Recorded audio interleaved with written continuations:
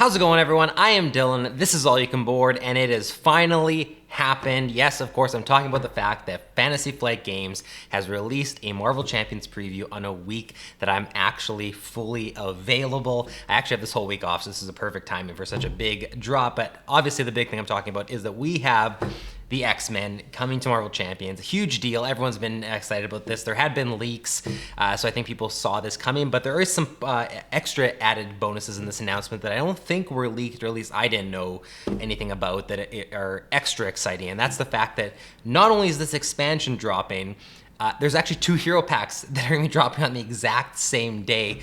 Don't even ask me how I'm possibly going to cover all this content. It's definitely going to take me more time than usual, because then we're going to have 4 new heroes and 5 new scenarios, but that is a lot of content all coming out at once. So we'll get to that at the end, but needless to say, this is a pretty exciting time with the X-Men coming to Marvel Champions. Lots to talk about. I'm going to go over all the cards that were revealed for the 2 new heroes in this pack. I'm not going to go over every single card for the scenarios. I'm just going to go over the actual villain cards themselves and maybe a couple other key cards that you might need to know about to have some context for what the villain abilities are. But I'm not going to go into all of those. A lot of that just has to do with time right now. We are swamped with a lot of planning, a lot of stuff going on with the 24-hour live stream event that we have coming up on May 28th. If you're not aware of that, you should check that out on our channel or go to allyoucanboard.com. Lots of really cool prizes to be won there. So I'm not going to go through every single villain card, but we will go through all the hero cards, and I think that's usually what I'm most excited about anyway. So let's jump right into it. The first new hero that's going to be coming in the Mutant Genesis, I didn't even say the name of the pack, the Mutant Genesis Expansion, is going to be Colossus. Now, I will say right off the bat, and I'm sure other people will have different thoughts on this, I'm not a huge, I didn't read the X-Men comics growing up, and my X-Men knowledge is actually pretty limited. It's limited to the movies and just some of the more, well-known characters, things like that. I'm wondering what people's thoughts are going to be, and let me know in the comments on the 2 heroes they chose to include in the pack. Obviously, there are some key X-Men names out there that maybe some people expected might be the heroes that were in this pack. From what I understand, like, I know who Colossus is. I actually didn't know the name of the other hero. I'm actually a Shadowcat. Maybe that's a well-known X-Men character and I'm the one out of the loop, but I going into this, you expect to see characters like Wolverine and things like that, but obviously I'm sure they're saving some of those for single hero packs for some of the more popular ones. So I'm curious what people think about the heroes that they chose, whether they're let down by the 2 that are in this box, or whether they like that it's some ones that aren't like the most well-established characters in the X-Men. But regardless, that's not to say that there aren't some really cool things happening with these characters. So we're going to start with Colossus, but we're going to start with the alter ego side, which is Piotr Resputin. I think that's how you pronounce his first name, is Peter. It's spelled very interestingly. So he's got a recovery of 4, and he has hit points of 14, hand size of 6. The setup ability here is search your deck for a copy of Organic Steel and add it to your hand. So you're always going to start the game with Organic Steel in your hand. I will go over that card next so you can get an idea of what you're going to have in your hand there. The other ability is Aspiring Artist. The response here is after you change to this form, shuffle a Colossus card from your discard pile into your deck. Nothing super fancy there. We've seen stuff like that on other heroes, but you are going to get a Colossus card from your discard pile back into your deck every single time you shuffle or switch into this alter ego form. So not much more to talk about there. So let's jump into the hero side. This is Colossus. 1 thwart, 2 attack, 2 defense. Decent stat line all around. He is an X-Men character, obviously. Colossus can have 1 additional tough status card.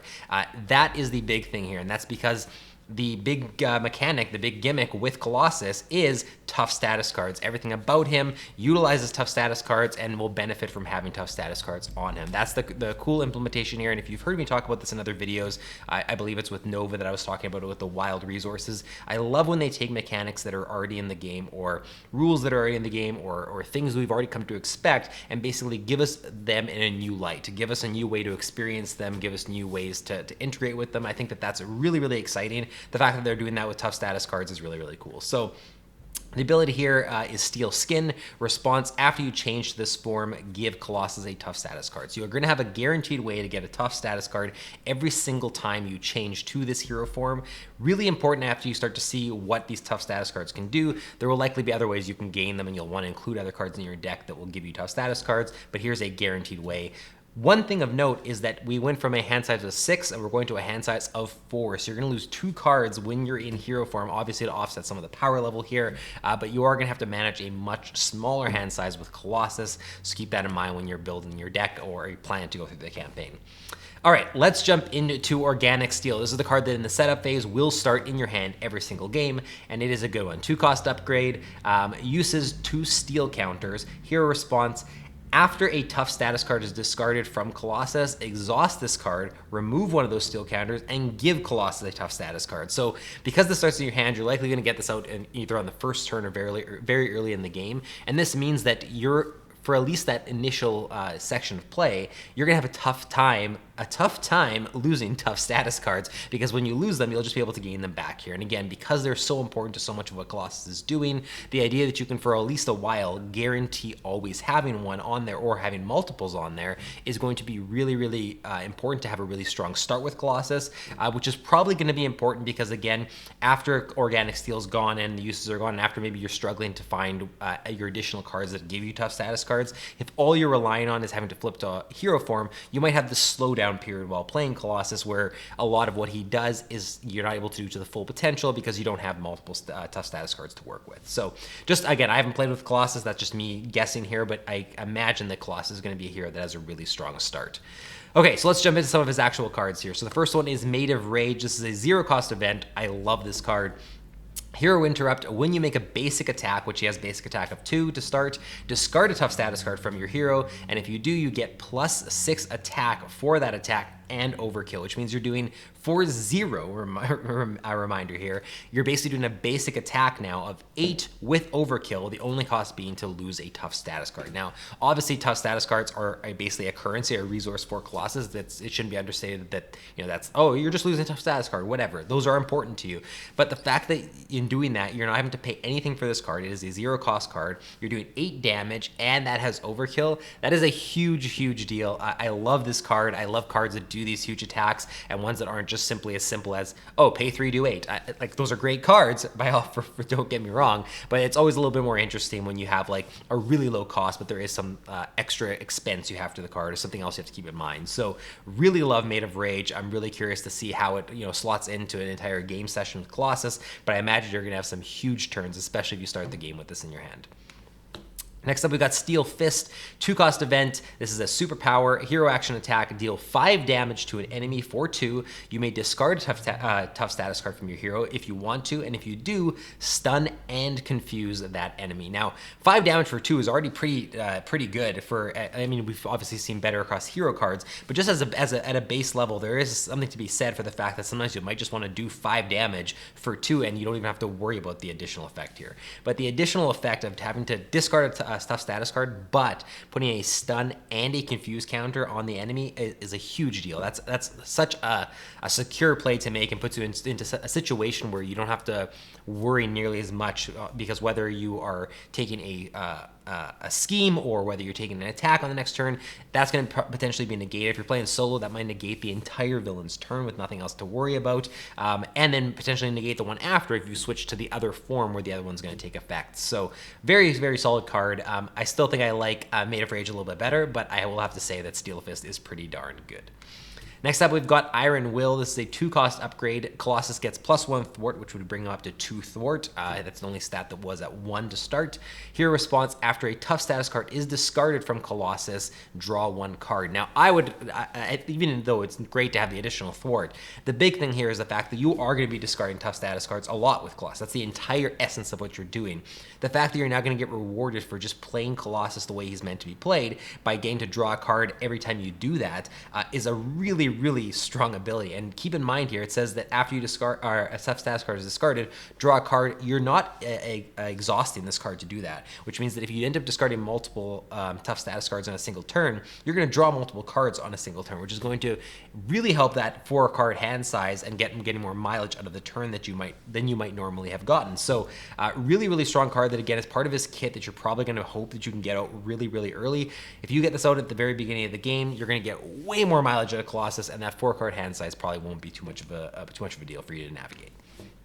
Next up, we've got Bulletproof Protector. This is a zero-cost event. Hero action, discard a tough status card from your hero, and then you choose. Either give your hero 2 tough status cards or ready your hero. This is a really, there's not really like anything bad about this card, and the flexibility kind of puts it over the top. Now, you're basically 4-0 just spending this one card, gaining I guess when you look at it, you're just gaining a tough status card, but you have to have one to be able to do it. That's sort of the trade-off. You can't just pay 0, get 2 tough status cards. You have to be able to discard 1 tough status card to gain the 2, but to be able to just have another reliable way to increase your tough status cards is super important. But on top of that, they've, I guess, realized that this card could have just been a dud a lot of the times if you were unable to play it. And so they've given you another option that says, for 0, you can just ready your hero. Both those are great options. Both of them are going to be good at different points in the game, and depending on what the board state is, having that flexibility can't be overstated. And of course, any cards that are allowing you to increase your tough status cards are going to be super important for Colossus, and this one's obviously going to help you do that. So really solid card. Next up, we've got Titanium Muscles. Now, this is a 2-cost upgrade as well. This one, like the other one we looked at, I think was Iron Will. That one gave you +1 thwart. This is giving you +1 attack. It also has an additional ability. This one's pretty darn good. Hero resource, exhaust this card. Generate a fist resource, strength resource for each tough status card on Colossus. So if you've got the 2 tough status cards on him, you're exhausting this and getting 2 resources for that, and it just being in play is giving you +1 attack, which again, you start with 2, that ups you to 3, which means that with I'm already forgetting the card names, but with Made of Rage, now you're doing an attack of 9 with Overkill. So this is a really good card, and again, Colossus has a lot of these kit cards that, you know, you're rarely going to get them all out at the start of a game, but the more of these you're able to get out at the beginning of the game, the more success you're going to have with Colossus, especially because, like I said, he seems like a hero that can really hit the ground running and start off really, really strong with some really big turns at the very beginning of the game. So having cards like this out is just going to help your cause. Awesome card, great way to generate resources to kind of help you out throughout the game. Then we've got Armor Up. This is a 0-cost event. Pretty simple. It's an alter ego interrupt. When the villain activates, change to hero form. So this is a free shift to hero form, which, remember, every time you go to hero form, gives you a tough status card. So as soon as the villain's going to activate, you go to hero form. You can now take an attack that is going to get negated because of the tough status card on it. This is a really solid card. It's not always going to come into play. There's going to be times where you have it in your hand and you're just not in alter ego form, or for whatever reason you're not wanting to end your turn in alter ego form. But having that flexibility of a free flip without having to worry means you can also finish your turn by like potentially doing a recovery in alter ego form without having to think like, oh, but I don't want there to be a scheme. If you have this card in your hand, it's not going to cost you anything. You've been able to do the recovery. Now you're going to get a free flip back to hero form. Not only that, you're going to get a tough status card because of that flip, and that's going to negate the attack. This is going to put you in a really good situation. I feel like you're going to use this a lot, even a lot more than I first thought when I first took a look at it. It's just honestly a really strong card all around. All right, getting into some of the protection cards. I should have mentioned this is a protection hero with all the cards you get, which has me really excited because protection is my favorite aspect. Actually, my 2 favorite aspects are protection and aggression, and the 2 heroes in this pack are protection and aggression. So they definitely, checked all the right boxes for me with this expansion.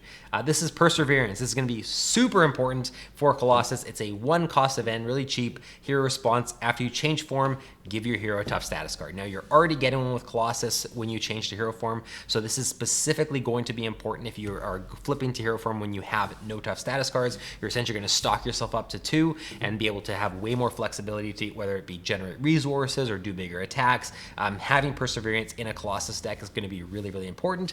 Remains to be seen how useful beyond Colossus it's going to be with just regular heroes that are using tough status cards for their regular purpose. But tough status cards are pretty good, and the fact is in protection heroes, where so much of what you're doing is being able to take hits, negate hits, stay alive to be able to find ways to do damage for a long, potentially prolonged game against the villain. Having this free tough status card just by flipping into hero form could be really great as long as you can afford it, and when you pay for it, you're not leaving yourself where now the turn you're going to have is,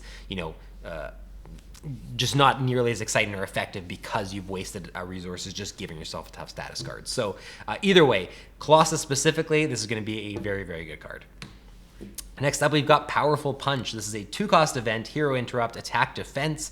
When an enemy initiates an attack, deal 4 damage to that enemy. Now, if I'm understanding the rules and the timing right, which I think I do here, this is when the attack is initiated. So if, for instance, an enemy initiates an attack and that's a minion, and then this 4 damage kills that enemy, that attack would not complete. I could be wrong. Someone can let me know in the comments if I've got that wrong, but I'm pretty sure because the wording is initiate, the attack has not happened yet. So if the 4 damage kills that enemy is gone. You don't have to take the attack, which makes this a really potentially, great card to have in your hand when you've got some minions on the board that are pesky and you don't necessarily want to waste, your actions dealing with on your turn. You know that, hey, when this activates, it's essentially just going to get killed by me paying for it. It's not cheap. It's this card plus 2 other cards. So if you've got, if you're in Colossus's hero form, when this is being played, that's 3 out of your 4 card hand. You're basically leaving yourself in a situation where suddenly you don't have a lot to do. So I don't know how this is going to be in Colossus. It might be one of those, fail safes that you only use when you really have to. But just having this as a tool for protection seems really good, and it seems like it's a card that's going to come in handy in a lot of situations. All right, next up we've got Polaris. This is an ally, an X-Men ally. The first X-Men ally we're looking at, really exciting. 3 cost ally, 3 health, 1 thwart, 2 attack. Response, after Polaris enters play, give an X-Men character a tough status card. This is basically an ally built specifically for Colossus. Obviously still works with other heroes, but the fact that it's included in this deck is there for a reason. This is another guaranteed way to give yourself a tough status card. And with Colossus, any additional ways to give yourself tough status cards is great. The fact that this is attached to an ally who can also block for you and provide some extra support is just sort of the cherry on top. You're wanting to play allies in protection already. The fact that this one's going to give you a tough status card is awesome. And hey, if you don't want to give it to Colossus, it's given X-Men character a tough status card. You're not limited to Colossus. You can give that to other allies. You can give that to another player you're playing with. So lots of flexibility there, but obviously the main target a lot of the time when you play this in a Colossus deck will be Colossus. Next up, we have essentially what is the X-Men version of Nick Fury, but obviously with a different ability. This is Professor X, and it is a neutral ally. 3 cost ally, 3 health, 3 thwart, with only 1 consequential damage, but 0 attack. Forced response, after Professor X enters play, choose 1. You can confuse the villain, you can stun a minion, or you can ready an X-Men character. At the end of the round, if Professor X is still in play, discard him, which is obviously the Nick Fury effect here. So this is a good card. The comparisons to Nick Fury are going to happen. I still think Nick Fury is a better card than this, but I mean, I haven't played a game with Professor X. I could be wrong there. Basically, the max you're going to get out of Professor X, I shouldn't say max, but like in general, on average, what you're going to get with Professor X is you're going to play him. You're going to be able to thwart for 3, which is great. That alone is a really good high stat to be, especially when he's not staying in play, to be able to get some extra mileage out of him. So you're going to get a thwart for 3, having paid 3 with them. You're going to confuse an enemy, stun a minion, or ready another character, which can give you some mileage. And then you're going to soak up a hit, ideally, on the turns because he's going to leave play anyways. So you're blocking a hit, you're doing 3 thwart, and you're stunning, confusing, or readying. That's a really, really good package for 3. It's cheaper than Nick Fury at his cost of 4. I think it does a little bit less, but I think that's a fair trade-off. I think that this is because he's also an X-Men character. There's going to be tons of different combos and things that are going to evolve as we get more characters introduced into the game. There's no way to predict the full power level of this card until we've seen all the X-Men characters that are going to be available. But something tells me he's going to see a lot of play in the same way that Nick Fury saw a lot of play, or sees a lot of play. But either way, very exciting that we're getting Professor X as an X-Men ally and that he is neutral, which means that he can be included across any deck, which makes sense for the Professor X character. Then we've got Mutant Protectors. This is a 1-cost event. Play only if your identity has the X-Men traits. We are going to see some of these cards that are specifically for X-Men decks. Hero Interrupt, when an enemy attacks, put an X-Men ally into play from your hand, exhaust it, and declare the defender of this attack. Awesome card here. The fact that basically for a cheap cost 4/1, you're cheating an X-Men ally into play that could potentially cost a lot more than 1, depending on what allies we slowly have introduced into the game. And you're going to get to declare it as the defender of that attack. Depending on what attack is coming your way, you might have that ally survive, which means that you've now cheated them out. You're able to have them block this attack, negate it, and then use them on a future turn for a cost of only 1. The caveat being, of course, it has to be an X-Men ally. But either way, I think there's tons of potential in this card, and it's one of those ones that's going to be hard to grade now, because for as good as it might be now, wait until the entire line of X-Men characters out and we see what the range of allies is, because then there's going to be some potentially specific X-Men ally targets that we say, hey, this is the ideal target for Mutant Protectors, and then you pair them up with the deck building you're doing. So I love the potential of this card. Really excited to see what allies we get to pair with it. Then we've got Protective Training. This is a 1-cost upgrade attached to an X-Men ally in play. Max 1 training upgrade per ally. I'm highlighting that because we are going to see a couple different cards like this, upgrades that have the training keyword, and they all seem to say max 1 training upgrade per ally. So they're really good upgrades, but you only put a max of 1 of them on the ally, which means you can't just stack that ally up and have them be super overpowered. This one's pretty good. Attached ally gets 3 hit points. So hit points are super important with allies that you want longevity on or have abilities that you're going to get more mileage out of by extending their lifespan. We'll get to some in a bit, or it might even be the next one I'm looking at, or I think it's coming up later. We're going to get to an exciting Wolverine Ally. That would be an awesome target for a card like this to extend his life by a whole bunch. So lots of potential here. And again, for some of these X-Men decks, it seems like you're going to want to include a bunch of these training cards, build up your allies, and then attach a bunch of these training cards to them to power them up. I'm excited to see when we get our first leadership X-Men hero and see if we get any training cards specifically tied to leadership, because that's sort of the aspect you expect to see these on. The fact that we're getting them in protection is super cool, and aggression and whatnot, but I'm excited to see if they include that in leadership and how that's going to work when the entire focus is trying to fill your board with X-Men allies. All right, so that is Colossus. I'm really excited about the Colossus hero. I think that the fact that they're, like I said, bringing back tough status in a new way and having to use it as a currency is really, really exciting. It fits the thematics of the character, and we're getting a lot of really cool protection cards, which obviously has me excited. Next up, we're talking Shadowcat. Now, I'm going to say right off the bat, I am much more excited for Colossus than I am Shadowcat based on the abilities and everything. That's not to say that I think Shadowcat's going to be a bad hero, but I think that what makes Shadowcat unique is less exciting to me than what makes Colossus unique. So, and it's also, I think it's interesting because the Shadowcat hero is going to be very situational. What do I mean by that is, I think you're going to specifically want to play Shadowcat in scenarios where her unique abilities that we're gonna get to are gonna be put to use. If it's unpredictable or they're not gonna get put to use, I think this could be a bit of an underwhelming hero. And I just have a feeling, again, totally guessing here because we haven't played with them, I have a feeling that Colossus is gonna be the preferred hero in this box, and the one that people gravitate towards a little bit more, in the same way that, the consensus tended to be that Spider-Woman was a more effective effective hero than Hawkeye in that box. Again, not across the gamut. I actually really like Hawkeye, but it's that I think more so a lot of people would contest that Spider-Woman was the more popular one there. I think that's going to be the case here with Colossus compared to Shadowcat, but who knows? We'll see when, obviously, I haven't played with them. We'll see what happens when they come out. Starting with the alter ego, we have Kitty Pryde, 3 recovery, hit points of 9, hand size of 6, low hit points on this one. Setup, put your mass form upgrade into play, solid side face up. So she is going to have this mass form upgrade that can flip. We've seen that with a couple other heroes, or something similar, I should say. That's going to be flipping in different situations and giving her different abilities and putting her, her strong suit into different places. So that is going to be on setup. You're always going to have that form upgrade in play. Phase control is the ability. Action, flip your mass form upgrade, limit once per round. So in alter ego form, you'll have this free action to be able to flip that mass form to the other side. So obviously none of this means anything until we look at the mass form upgrade card. But before that, we're going to look at the hero side, which is Shadowcat. 2s across the board, great stat line, 2 Thor, 2 attack, 2 defense. Selective intangibility, I should have said the hand size goes down to 5, so you just, like we've come to expect, you lose 1 on the hand size. Selective intangibility, while you are in phased mass form, Shadowcat ignores the guard and patrol keywords and any crisis icons in play. So this is the thing that makes Shadowcat unique, is the fact of she has the ability to essentially ignore guard, patrol, and crisis. Those 3 things don't matter to her when she's in this phased mass form, and a lot of the cards we're going to see and talk about tie in with this ability, this aspect that she can avoid these things. Now that's obviously great, a great ability to be able to not even have to worry about those keywords and icons in play and be able to do whatever it is you want, but that only will come into play if you're playing against villains or scenarios where those are coming up in a healthy number. And so obviously in the Mutant Genesis box, I would be shocked if the scenarios didn't have a bit more of a skew towards including these, because they're including one of the heroes having this ability. So I think across those scenarios, we're going to see a lot of guard and patrol keywords, a lot of crisis icons, and you're going to feel like Shadowcat's really being put to the test and getting a lot of mileage.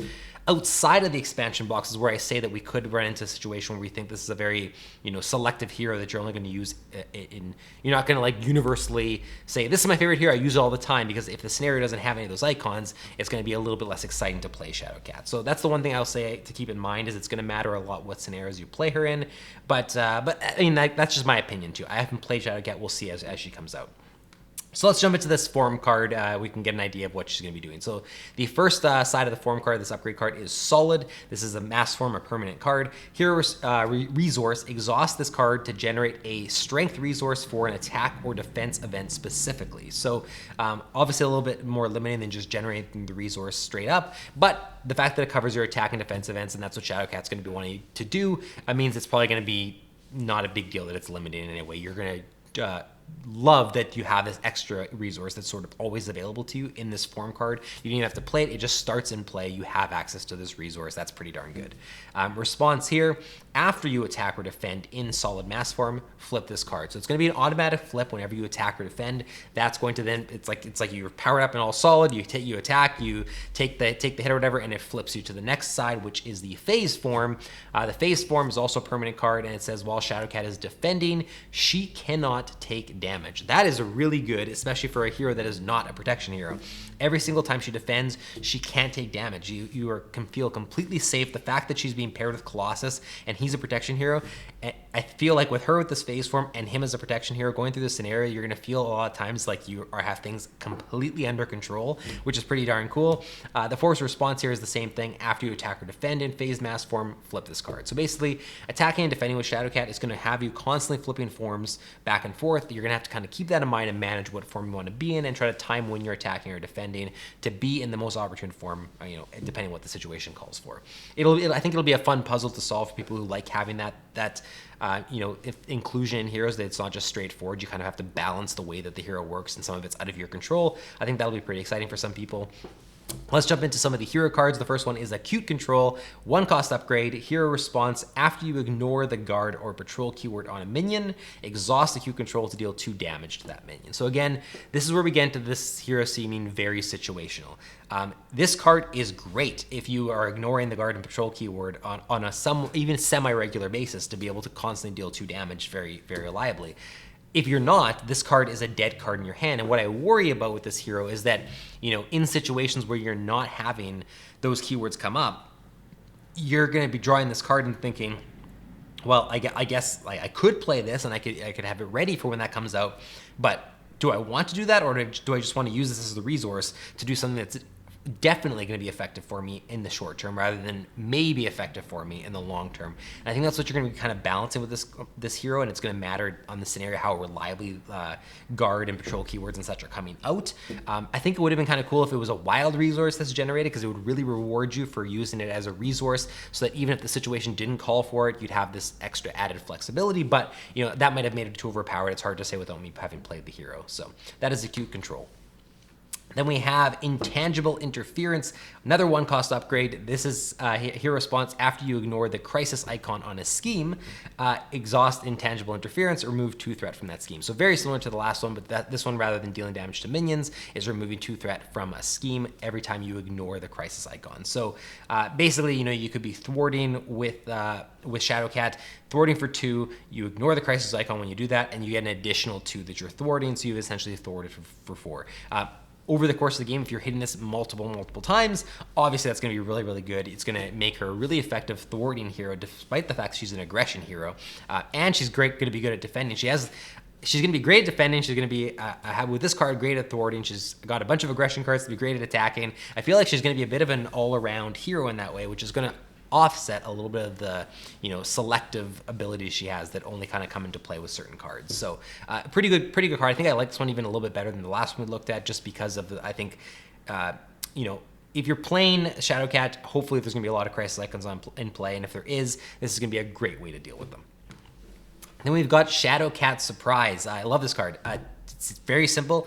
2-cost event, deal 3 damage to an enemy, but ready your hero. And because Shadowcat has a good starting stat line that you can obviously increase if you want, a ready on her is a pretty good thing to have added on to a card like this. I think this is basically the Haymaker stat line of doing 3 damage for 2, if I'm not mistaken. I haven't looked at Haymaker now in a while, but it's essentially a souped up Haymaker in that case. So you're doing 3 damage for 2, but you're also readying your hero, which potentially is going to get you an extra 2 attack. If you already had done 2 attack, you can look at that as doing 4 attack on the hero, 3 attack here, all for 2 with obviously 2 activations on your hero for 7 damage. That's, you know, just baseline. There's obviously more flexibility you can do there with thwarting and defending and all that kind of stuff. But Shadowcat Surprise is a pretty simple card, nothing too flashy, but I think it's one you'll probably use a lot when you're playing her.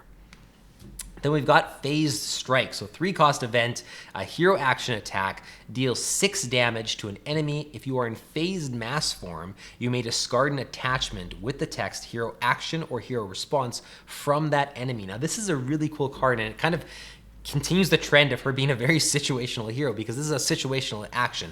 Yes, you're doing 6 damage for 3. That's always going to be good, you know, in and of itself. That I think even if you're not hitting the other thing, you can still be using this card. But getting rid of a hero action or hero response card that could be attached to a villain, for instance, is a huge deal. So some of those have, you know, requirements to get rid of them that really slow you down. But if you don't get rid of them, it's putting you in a really dire strait. The fact that you're just getting to get rid of that for free on top of doing 6 damage, and the only requirement is you're in phased mass form, that's pretty awesome. I think this is going to be something you use a lot. Yes, it's situational, but there are lots of situations where the villain has something attached to them that you would want to get rid of. So I think this is just going to end up being a card that even when you're not planning for it, you're using to its full potential. We've got Quick Shift, 0-cost event, hero interrupt defense. When an enemy attacks, if you are in solid mass form, change to phased mass form, and if you're in phased mass form, draw 2 cards. Awesome for the draw 2 cards. That's what you're trying to hit with this. The fact that, I mean, gain the free flip to phase mass form is obviously great, but for 0, just by having an enemy attack you, drawing 2 cards is setting you up so much better on your next turn, especially when you consider that Shadowcat has this way to, it's in phase mass form, to basically negate an entire attack with her defense. You know, you can basically negate the entire attack, not be in any dire straits health-wise, gain an additional 2 cards to be able to power up the next turn you're doing to kind of offset the fact that now you may not be able to do a basic attack, but there's other ways to ready her. I feel like Quick Shift is going to facilitate a lot of really powerful turns and set you up for them, so that's a really exciting card, and I always just find cards that cost 0 to be pretty exciting and give you a lot of flexibility. Really neat card. And then we've got Phased and Confused. I like the name of that card. 3-cost upgrade, hero form only, attached to an enemy, max 1 per enemy. Lots of little stipulations on this one. Forced interrupt, when attached enemy would attack, discard this card instead, then confuse that enemy. So you're negating an entire attack, confusing that enemy for the next turn if you happen to be in alter ego form to negate also a scheme on top of that. It costs 3, it's a bit of a steeper cost, but it's just such a reliable card to keep things under control. It's again almost a card you might have expected to see in a protection hero, but you're getting that in an aggression hero. So overall, a really good card, but again, could be a little bit steep in the cost, and maybe not one you're using all the time. But I think when you use it, you're gonna be in a really good situation for having done so. All right, let's get into some of the aggression cards. The first one being an ally. Wow, that was a weird way for me to say that. I kind of like coughed at the same way time I said ally. An ally called Magik, 3 cost, 3 health, 1 thwart, 2 attack. The response here is after you play Magik from your hand, spend a mind resource. Choose a non-elite minion engaged with an X-Men hero in the game. Shuffle that minion into the encounter deck. This has the potential to be a really powerful card. Now, obviously, it's too bad it says non-elite, because if it didn't say that, this would have been a ridiculous card. So I understand why they did that. But even so, there are a lot of really pesky, really annoying non-elite minions out there. The fact that just by playing this, especially if you're playing, I mean, you're only going to really include this if you're doing X-Men heroes or playing with someone else who's doing X-Men heroes as well, to have that that added flexibility. But if you're playing with one that is going to have minions constantly engaged with one of you that's playing it, one of the players, to just for free be able to take one of those minions, shuffle into the deck, and not have to worry about it for a while depending where it ends up in the deck, and you get a 3 health ally that can get a couple attacks and also block an attack, that's pretty darn good. There's a lot of mileage here. I think this is going to get played a decent amount in X-Men decks, especially obviously aggression, but it's just going to keep you in a really safe situation. Again, interesting that we're seeing some of these abilities in aggression specifically, where it's sort of leaving leaving you in a really protected state, something you think you'd see in protection, but we're getting them in aggression. I think I really like that, again, because they're my two favorite aspects. Then we've got Attack Training, another training card. This one as aggression. 1 cost upgrade attached to an X-Men ally. Max 1 training upgrade per ally. But in this one, instead, the last one we looked at was 3 hit points. This one is 2 hit points, but you get 1 attack. So you're trading a hit point for an attack. I think I like this one even a little bit better than the other one because I think I'd like to sacrifice 1 hit point to get the added attack. It means that they last longer with the 2 hit points, but they also do more damage with the attack for the amount they last. You can almost look at this as getting an additional 2 attack in with that ally because with the 2 hit points, you get 2 extra turns with that ally, but you potentially get more depending on how much health the ally has. Either way, these training cards are really cool, and I think that's, even though they're just sort of like really cheap, giving you some hit points, giving you some attack on the right ally, I think there's going to be a lot of mileage for when they get played. All right, really exciting ally. This is the one I was excited to talk about. This is Wolverine. I'm almost 100% certain at some point we're getting a Wolverine hero. The fact that we're getting the ally now is going to kind of tide us over. So this is a 4-cost ally, 4 health, 1 thwart, 3 attack with 2 consequential damage on the attack. However, Wolverine's attacks all gain piercing, and the response is after your turn begins, heal 1 damage from Wolverine. And that's every turn. So if Wolverine keeps staying in play, even though he's taking 2 consequential damage on the 3 attack, he's going to heal 1 of those back at the start of your turn if he survives until then. This is where some of these training cards are going to be really good on Wolverine, because giving him the ability to potentially have 6 health or 7 health and healing 1 and doing 3 damage on each attack means that you could be getting tons of longevity and mileage and damage done with Wolverine, where every turn you're doing 3 damage and he's lasting what seems like a very long time. I think this is a really exciting hero, and it's going to be our ally, and it's going to be really exciting to see as we get more upgrade cards how powerful you can make Wolverine and how he works in conjunction with the other X-Men heroes that are in the game. Then we've got Gatekeeper, a 0-cost upgrade attached to a minion. Attached minion gets +2 hit points and gains control. So you might be thinking, why am I powering up this minion? Well, also giving patrol is specifically good for Shadowcat, because Shadowcat actually wants these minions to have patrol to activate some of her abilities. So keep that in mind with Shadowcat specifically. But on top of that, you get this interrupt that when attached minion is defeated, you remove 4 threat from the main scheme. So the idea here is you're putting this onto a minion that the 2 health won't matter. It's the amount of damage you're planning to do or the amount of health they normally have. 2 health is not going to matter, and the patrol doesn't matter because you're planning to take out this minion anyway. So it's situational in that respect, but the fact that you're just going to get an additional 4 threat removed from the main scheme for doing something you'd be doing otherwise, and this is a free upgrade, means that in those specific situations, it's going to feel like you didn't really have a downside, and you ended up just removing 4 threat for 0. And in Shadowcat specifically, also triggering potentially some of her abilities because of the patrol keyword. So overall, really interesting card. I don't know beyond Shadowcat how much play I might see, but in Shadowcat specifically, I think you're going to really appreciate it being there. We've got Team Strike. This is an X-Men team-up card, not team-up card, sorry. I don't know why I said that, but just there's cards that we've seen like this, but now we're getting one for X-Men specifically. So 1-cost event, play only if your identity has the X-Men trait. Hero action, exhaust your hero and any number of X-Men allies you control. So your hero, as many allies as you want. Sorry, not that you control, just allies in general. Deal X damage among enemies in play, where X is the total attack of the characters you exhausted this way. So you're going to add the attack value of all those characters, and you're going to split that up however you choose among as many enemies among as many enemies as you want. I was thinking the X also applied to that. So among as many enemies as you want on top of that too. Obviously Wolverine is a great target for this because he's got 3 attack base. Colossus and Shadowcat both have good base attack values that can be boosted as well. If in the right situation, and as we get more X-Men characters introduced into the game, you can end up doing a whole ton of damage, and the fact that you can split it as you want could really clear the board, and this could end up being a cheap way to sort of have a board clear, which is really neat. And obviously you don't do the consequential damage across those allies, which is probably the most important aspect of this. All right, that is it for the heroes. So like I said, we're just going to do a little bit of touching on to the scenarios and the villains. I'm not going to go really in depth into these. I'm going to kind of save that for when I have the box in my hand and I can give you my full review. I'm just going to kind of go over what you can expect in this box. So the first scenario you're going to be dealing with is Sabretooth.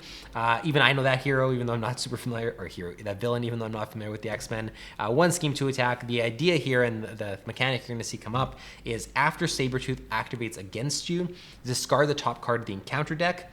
Heal damage from Sabretooth equal to the number of boost icons discarded this way. So what you're going to have to be managing here is that even though the hit points are on the lower end with 13 per player for this phase, there's going to be a lot of healing going on. It's all going to be relying on these boost icons every single time Sabretooth activates against you. So not only is he going to be damaging or scheming against you, he's going to be healing constantly. Some of those heals might end up being really nasty ones for 3 or 4 that you're going to be like, oh my god, I'm being constantly set back by what I'm doing. So that's an interesting mechanic. I don't think we've seen anything quite like that that's constantly happening every turn. It's going to be something you have to manage as you go forward, but I think it'll make it a little bit tricky. But it fits the mold of an intro scenario in a box like this. The other thing you're going to be managing in this scenario is Robert Kelly. So Robert Kelly is an ally that costs 0, and it's because you're not going to be playing it. And it has 9 health, and so it's not your and it has no thwart, no attacks. You're probably wondering what the hell kind of ally is this? Well, it's the mechanic of this fight. So it says the first player controls Robert Kelly. He does not count against their ally limit and cannot have player cards attached. When an enemy resolves an undefended attack against you, deal that damage to Robert Kelly. So if you don't defend against the attacks coming from Sabretooth, Robert Kelly is soaking up those hits. Now, he's got 9 health. He can probably take a couple, but the idea of this scenario is you're protecting the Senator. So having to manage the fact that you can't just say like, oh, I'll take the hit. Well, you're not taking the hits. Senator Kelly is. So that's an interesting mechanic. It's going to make you want to have to defend against these attacks, and that's going to make Shadowcat really good for this scenario because Shadowcat can defend without having to take any damage. So and it'll just make it a very interesting pairing with those 2 that come in the box specifically. It might make the scenario a lot harder depending if you've subbed Shadowcat out for something else. Remains to be seen. Next up, we've got Sentinel. So Sentinel is a 2-scheme, 2-attack villain with toughness right off the bat. When revealed, the first player searches the encounter deck and discard pile for a copy of the Abduction Protocol side scheme and reveals it. So immediately when this scenario starts, you're going to have Abduction Protocols in play. You're probably wondering what that is. Let's look at it here. This is a side scheme that says hinder 2 per player, victory 2. When defeated, the player who defeated this scheme takes 1 random set-aside captive ally and puts it into play under their control. So the idea in this scenario is there's a bunch of captive allies that you're going to be rescuing, and one of those ways that you're going to be rescuing them is Abduction Protocols. For all I know, that's the only way you're rescuing them. I'm not 100% sure because we haven't seen all the cards, but that's a pretty neat mechanic. It reminds me of a scenario with captive allies that I can't remember. Was it from the Red Skull box, I believe? We had these allies you were either mind-controlled or saving or something like that. So we've seen something somewhat similar, but it's now obviously with these X-Men heroes. Pretty neat mechanic. And on top of that, we also have another mechanic that is present in this Operation Zero Tolerance. So Operation Zero Tolerance is a side scheme that comes into play with the main scheme. So let's talk about the main scheme first. The main scheme is Knight of the Sentinels. It says Operation Zero Tolerance gains permanence. So this main scheme being in play means that Operation Zero Tolerance side scheme is permanent and cannot be rid of. So it's just going to constantly be in play.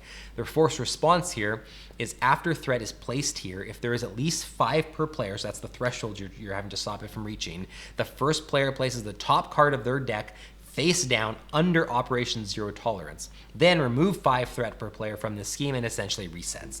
So you might be thinking, what are those face down cards doing on Operation Zero Tolerance? Well, that's how you can lose the scenario. Force response, after an enemy attacks and defeats an ally, place that ally face down under this scheme. You're losing all your allies to Operation Zero Tolerance. You're adding cards to Operation Zero Tolerance from the main scheme as well.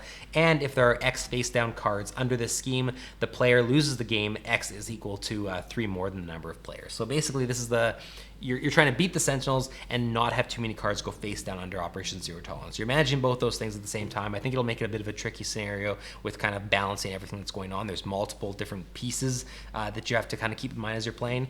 Seems like a tricky one, but again, excited to try it out and see for myself. All right, so then we continue in the Sentinel theme here. We've got Master Mold, who is a Sentinel. I don't know anything else about him. Again, I'm not super familiar with the X-Men characters. One scheme to... I'm going to get flack in the comments, aren't I, for not being super familiar with X-Men. One scheme to attack Stalwart and Toughness, so really tough right off the bat. Forced to interrupt when Master Mold schemes against you. Discard cards from the encounter deck until a Sentinel minion is discarded. Put that minion into play, engage with you. Do not give Master Mold a boost card for this activation. So a little extra bonus for you. You don't have to worry about the boost card. They're really nice for that. But what is going to happen is this entire scenario is going to be about getting Sentinels into play and them being powered up. So I imagine Master Mold is sort of like the master of the Sentinels. Again, I'm not familiar with the characters, but the leader of the Sentinels, whatever you want to call it. And so his whole thing is getting Sentinel minions into play and then having that be a huge detriment to you. So if we look at the next card, for instance, the Sentinel Factory, This main scheme, just by being out, says each Sentinel minion gains guard, which means that every time those Sentinel minions are in play, it's going to prevent you from actually dealing damage to Master Mold. So you're going to have to go through them all. Obviously great for Shadowcat. Again, we're seeing here that she has some benefits to being in this box. When revealed, each player discards cards from the encounter deck until they discard a Sentinel minion, then puts that into play, engage with them. Every player does that, so you're going to naturally have Sentinel minions engage with you right from the get-go, and obviously they all have guard, so you're going to have no choice but to deal with them. You're going to want to prep your decks in a way to deal with minions, because this scenario specifically, you're not going to get away from dealing with minions whatsoever. All right, then we go into the Mansion attack, and the Mansion is being attacked by 4 different characters, those being Avalanche, Blob, Pyro, and Toad. Now, you're going to have to defeat a number of these depending on the difficulty you've set, I believe is what it said. So, you know, depending if you're playing expert mode or standard or whatever the case may be, it'll be a different requirement of how many of these you have to defeat in order to beat the snare. So you don't have to defeat them all necessarily, but there are going to be 4 that are kind of there for you to deal with. Avalanche is 2 scheme 3 attack, toughness, victory 2. After Avalanche attacks you, exhaust an ally you control, obviously nasty. Blob is 1 scheme 2 attack, also has toughness. After Blob attacks and damages a character, stun that character, so you're getting stuns constantly being thrown around, not good. You have Pyro, which is 2 scheme 0 attack, which is nice.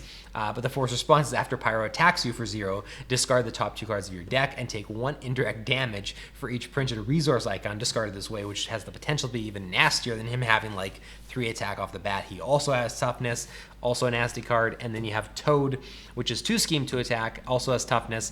After Toad attacks and damages a character you control, his tongue comes out and grabs a card from your hand at random and discards it. Thematics are great.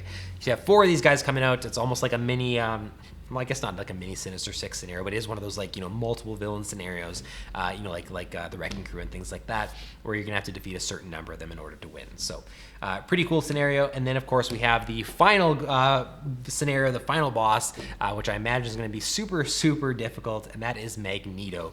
2 scheme 2 attack, steady and toughness. Force response, after Magneto attacks you, place 1 magnet counter on the main scheme. So this is his mechanic. Magnet counters get placed onto the main scheme, which is Asteroid M.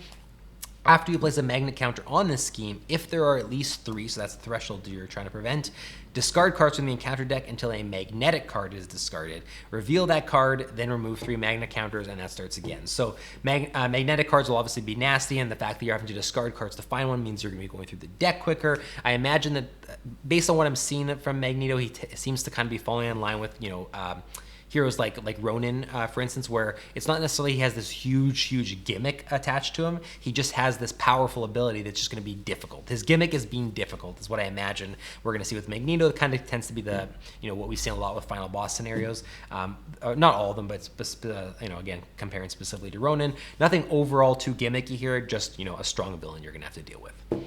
And that is all we're going to go over, and that's pretty much everything that's been announced. Now, again, I teased it at the start. We're going to talk about it here really, really quickly. We are getting an expansion box and 2 hero packs released on the same day, which means you're getting 4 heroes and 5 scenarios that you're going to be picking up on day 1 of X-Men entering Marvel Champions. They're really kicking off X-Men with a bang, and they've actually already told us the 2 hero packs without revealing any cards, and that's going to be Cyclops and Phoenix. Now, those are obviously 2 bigger name X-Men heroes. That's kind of what I expected to be included in the box, but I guess they've offset that by releasing them on day 1. We are getting used to this, like 2 hero packs being released at a time, which means that the next 2 get revealed. I would be shocked if we don't get, some other really big name X-Men characters. Maybe that's when we get Wolverine. But again, so we're getting Cyclops and Phoenix, and I imagine we're going to be getting a preview article next month going over one, if not both of them, because, they're coming out the same day. They have to tease them to us before those come out. Huge news. So again, keep that in mind. You're going to have a ton of content to actually play with, and I have to start preparing for how I'm possibly going to get that many videos done in a week, depending what else I have going on in my life. So that's Mutant Genesis. X-Men are here. Everyone's probably super pumped and about that. We've been waiting for this moment. We're going to get an entire line of X-Men. It's going to open up the door for seeing X-Men in the future. We just finished the Spider-Man line. We just finished Guardians of the Galaxy. We just finished Avengers. There's so many different lines of heroes we're getting. The X-Men is obviously super, super exciting. So let me know in the comments what you think of the box and the announcements. Are you excited about the heroes included? Are you disappointed by the heroes they included? Which heroes from the X-Men are you most excited to see? Do you think we'll get Wolverine in the next pairing, or do you think they're going to save that for the end of this line? Always curious to hear what you guys have to think. Otherwise, thank you so much for watching, and we will see you next time.